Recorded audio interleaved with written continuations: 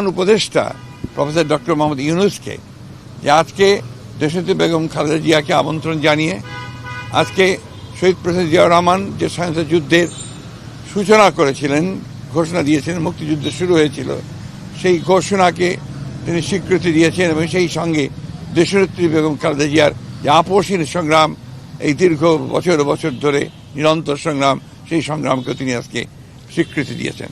একই সঙ্গে বিগত 15 বছরে এই দেশে গণতন্ত্রের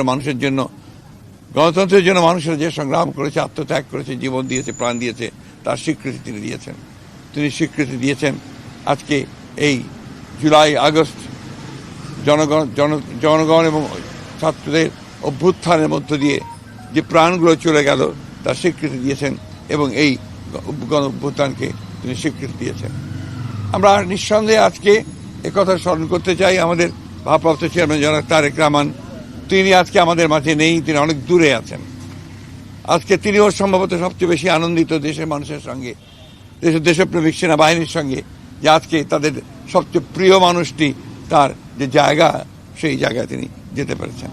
আমি আন্তরিকভাবে ধন্যবাদ জানাতে চাই বাংলাদেশের দেশপ্রেমিক সশস্ত্র বাহিনীকে, সেনাবাহিনী, বিমান বাহিনী এবং নৌবাহিনীর অধিকর্তাদেরকে, কমান্ডারদেরকে, যারা চিফ আছেন তাদেরকে ধন্যবাদ জানাতে চাই।